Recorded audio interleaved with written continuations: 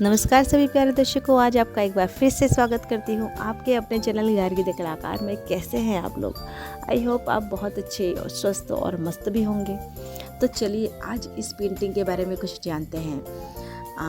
मैं पेंटिंग के बारे में बात भी बताऊँगी। पहले इसके पीछे की जो स्टोरी है ना, उसके कुछ अंश आपको बता देती हूँ जो मुझे ध्यान है। तो ये किशनगढ़ की प्रचलित, राजस्थान के किशनगढ़ की प्रचलित पेंटिंग है, जो न केवल इंडिया में पूरे विश्व में प्रसिद्ध है। इस पेंटिंग को मोनालिसा भी कहा जाता है, राजस्थान की मोनालिसा भी कहा जाता है। और आपको पता है इस पेंटिंग के पीछे एक बहुत सुंदर स्टोरी है, यानी कि राजा और दासी की प्रेम कहानी है। राजा कविता करने में, गायन करने में और चित्रकला में बहुत अच्छे थे, आता था उनको, और ये चीज़ें उनको बहुत प्रिय भी थी।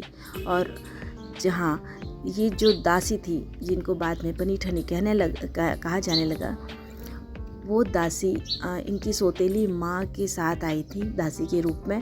और जो सभा बैठती थी ना, वहाँ पर ये कविता और गायन करती थी। इनकी कविता और गायन से प्रभावित हुए थे सावंत सिंह।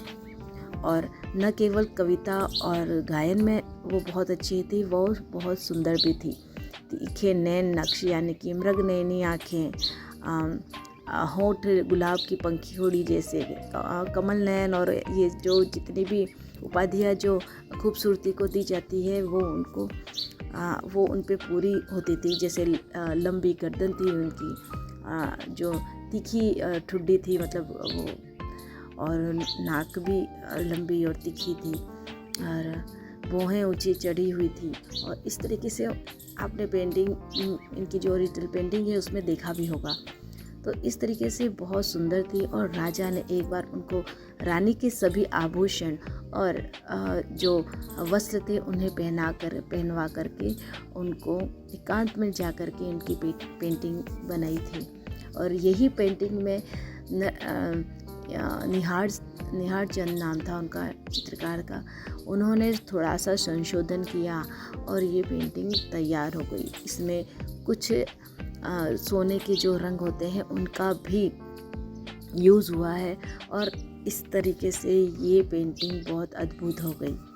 आज भी इस पेंटिंग की मांग है, और आज भी किशनगढ़ में ये पेंटिंग, इस तरीके की पेंटिंग बना करके लोग अपना घर चलाते हैं।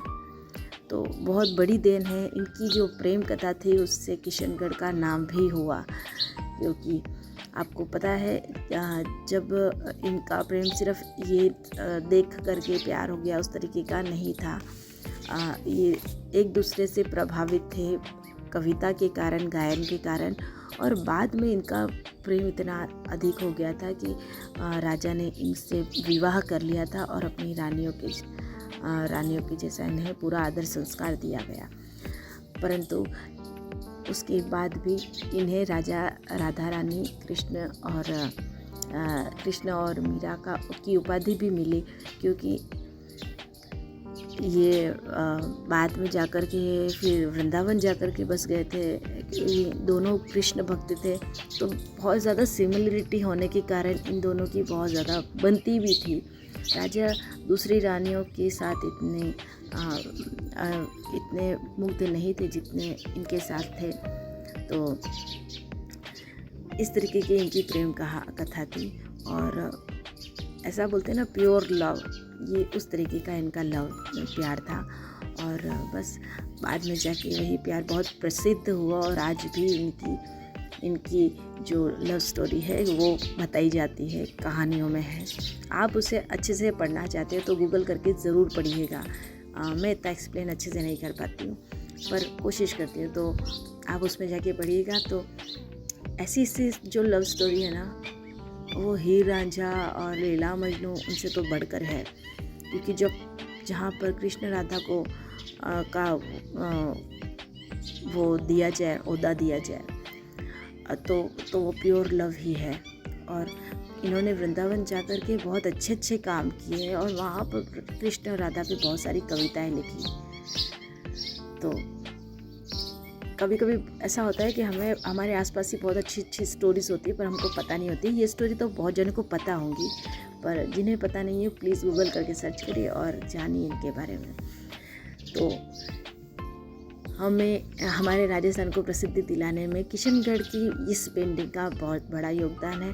तो चलिए इस पेंटिंग को बनाते हैं। जब मैंने ये पेंटिंग बनाई ना, तो जब पूरी बन गई तब धीरे धीरे ऐसा लगने लगा कि इसे बैकग्राउंड की ज़रूरत ही नहीं है। इसलिए जो पीछे वो मैंने आपको दिख रहा है आपको बैकग्राउंड ब्लू कलर का, वो मैंने बिल्कुल हटा दिया था और उसके बजाय मैंने डार्क ब्लू, लाइट ब्लू, नहीं डार्क ब्लू, उससे ब्लू और डार्क ब्लू और डार्क ग्रीन कलर का ग्रेडियंट में इसको मैंने शेड दिया है और इस तरीके से ये पेंटिंग मैंने तैयार करी है। अगर आपको अच्छी लगी तो प्लीज़ कमेंट करके बताइए और मुझे ये भी बताइए कि क्या आपने इनके बारे में जानते थे, क्या आप लोग इसके बारे में जानते थे।